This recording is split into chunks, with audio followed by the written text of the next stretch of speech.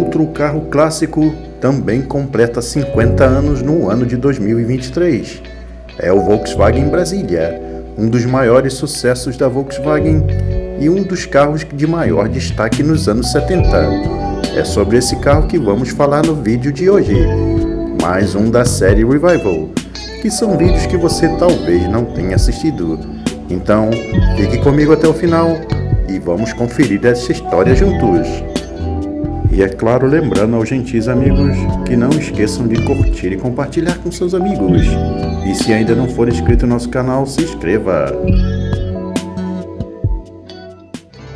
O ano era 1970. O Fusca estava vendendo mais de 140 mil unidades por ano, com tendência crescente de vendas, quando o então presidente da Volkswagen no Brasil, Rudolf Leidy, decidiu que era chegado o tempo de ampliar a linha de automóveis oferecidas pelo fabricante. Segundo os parâmetros definidos por ele, o novo produto deveria ser um carro pequeno ou um utilitário e transportar uma família com relativo conforto. Sua construção seria feita a partir do chassi do Fusca, ou seja, um carro popular que fosse grande por dentro e pequeno por fora, que deixasse 5 ocupantes à vontade sem apertos. Este conceito havia surgido na Europa há alguns anos e agora deveria ser aplicado no Brasil. Fazendo a leitura dessas definições básicas, podemos ver que havia uma preocupação de manter a boa qualidade do Fusca sob uma roupa nova. Outra meta, além de poder substituir o Fusca, era poder aproveitar a linha de montagem da fábrica. A Volkswagen no Brasil contava com um grande talento em seu departamento de design. Seu nome é Márcio Biancastelli. Ele recebeu de Leidy a incumbência de projetar esse carro novo. O projeto da Brasília levou 3 anos para ser concluído. Foram feitos mais de 40 desenhos antes da definição da forma que foi para a produção em 73. Juntamente com Biancastelli, José Vicente Martins, o Jota, como prefere ser chamado, e Jorge Yamashita Oba, compuseram um time que trabalhou no desenvolvimento do Brasília. O primeiro desenho da Brasília foi bastante avançado para a época e apresentou um conceito chamado anos depois de minivan. Mesmo assim, já tinha características que lembravam um modelo definitivo. O conceito avançado empregado no projeto da Brasília, de um lado ampliou o espaço interno e de outro, acabou determinando que o motor fosse alojado dentro do carro.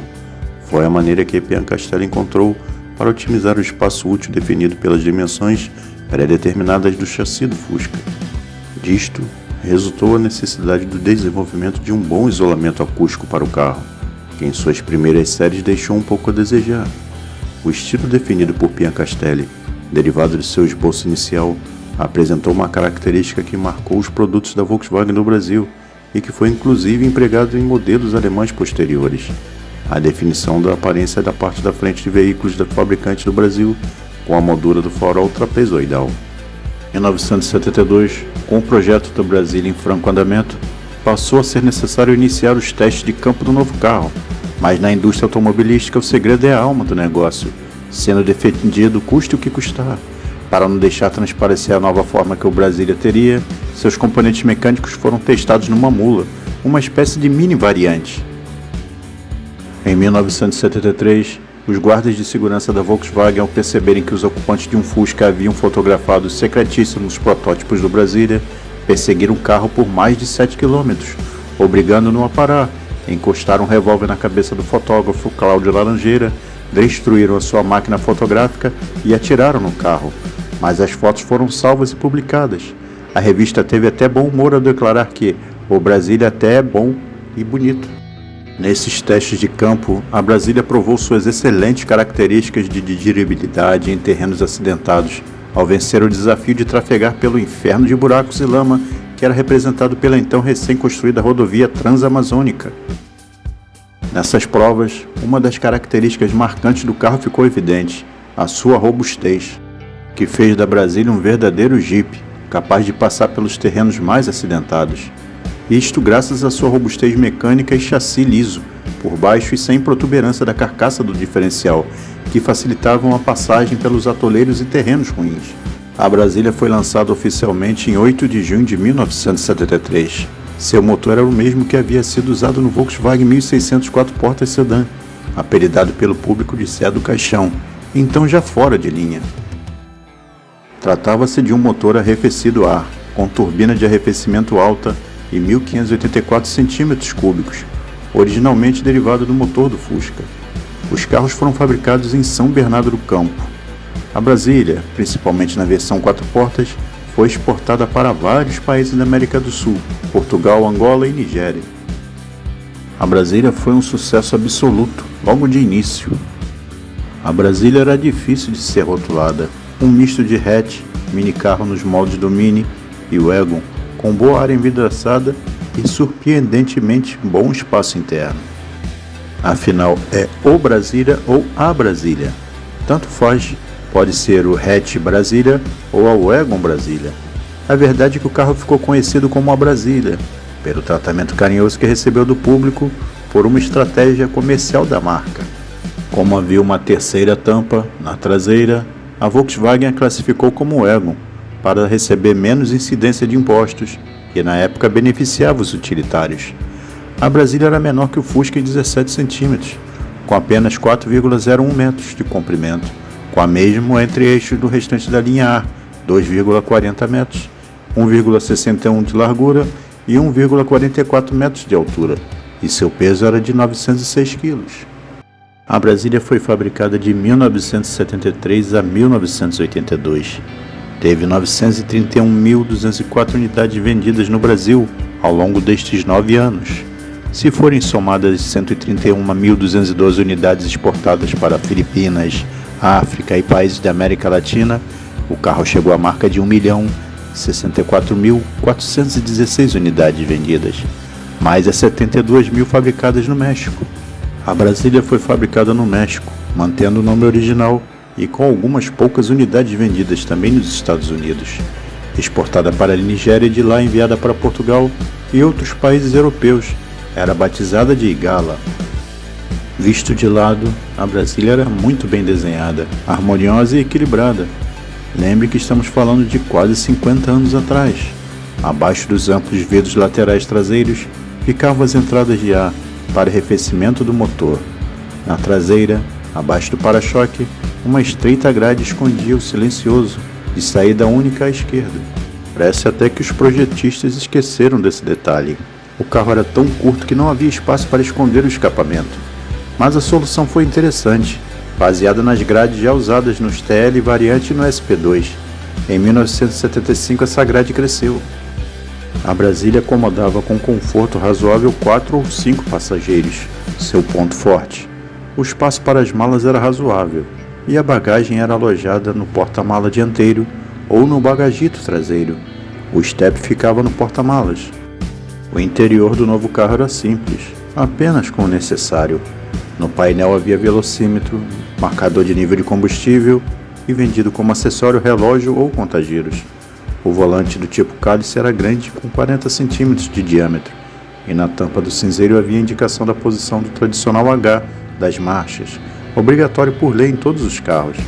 A Brasília chegou ao mercado um pouco mais cara que o Fusca, mas a intenção era substituí-lo em poucos anos. A Volkswagen poderia ter utilizado a ventoinha de arrefecimento baixa, como na variante na TL, mas optou pelo mais alto. A decisão deveu-se à intenção de tornar o veículo mais curto possível, sacrificando espaço para a bagagem. Caso contrário, ele iria ficar do mesmo tamanho da variante. O carro utilizava pneus diagonais 5.90 por 14 e rodas de aço, com calotinhas plásticas na cor prata, depois vieram na cor preta, usadas depois do Fusca 1600 Bizarrão, e a estabilidade em curvas era apenas razoável, mas melhor que a do Fusca. O carro agradou tanto que para comprar um era preciso pagar o abominável ágio, ou entrar numa fila e ficar 6 meses aguardando, ou ainda comprar o carro com uma série de acessórios superfaturados pela concessionária. Em 1975, foram vendidas 126.000 unidades da Brasília, que era fabricada em versão única.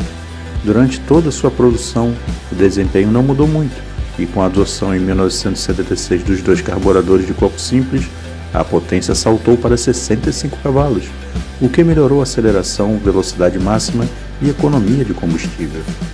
Em 1977, a Brasília ganhou tampa porta-luvas, fundo do painel com adesivo imitando madeira e o novo padrão de estofamento. Um detalhe curioso da Brasília 77 era o retrovisor, que foi posicionado mais para frente e no ano seguinte voltou para a posição original. Algumas fotos de fábrica do modelo 78 traz o espelho na posição de 77. Na mecânica, o sistema de freios passou a ser duplo, dianteiro e traseiro, e a coluna de direção passou a ser deformável para maior proteção em acidentes, exigência da legislação. Em 1978, o primeiro facelift, a Brasília recebeu 2 ressaltos no capô, que passou a ter nova maneira de deformação, novas lanternas traseiras frisadas, inspiradas nas da Mercedes-Benz, que mantinham alguma luminosidade quando sujas, e para-choques mais largos e com ponteiras, polainas de plástico nas extremidades. Em agosto do mesmo ano foi lançado com o modelo 79, no mercado interno, o modelo de 4 portas, que já era exportado para países da América Latina e da África em 1974. Com 4 portas e uma terceira janelinha na lateral, agradou frotistas e táxis. Naqueles tempos o brasileiro torcia o nariz para carros de 4 portas, alegando que as crianças poderiam cair pelo caminho. Em 1979, a principal novidade foi o surgimento da luxuosa versão LS, que trazia muitas diferenças e novidades. Rodas e molduras dos faróis pintadas de grafite, borrachão nos para-choques, friso adesivo nas laterais, interior acarpetado, bancos com encosto alto, console relógio, rádio Bosch com 2 alto-falantes, bancos com revestimento aveludado, interior monocromático em 3 cores, preto, marrom ou azul, desembaçador traseiro, vidros verdes, ventilador, retrovisor interno, anti-ofuscamento, emblema Brasília LS na traseira. Em 1980, a Brasília ganhou novo painel, mais moderno e com desenho próximo ao do Passat.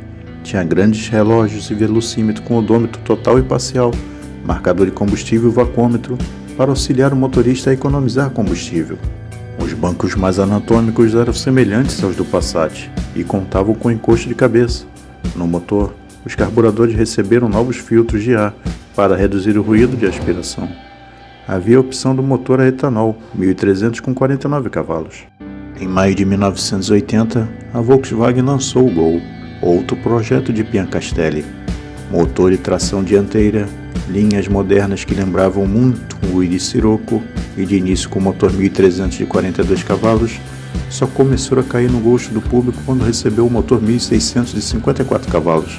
No ano seguinte, ainda arrefecido a ar, mais moderno e atraente, assinou a sentença de morte da Brasília, que viu o encerramento de sua produção em março de 82, depois de mais de 1 milhão de exemplares produzidos e 950 mil carros comercializados no mercado interno. Carro de sucesso estonteante e desprezado no fim pela própria fabricante. Aliás, os comentários que circulavam dentro da própria Volkswagen deixavam isso claro. Mataram o carro errado. O mais inteligente teria sido acabar com o Fusca e manter a Brasília como produto de entrada da marca.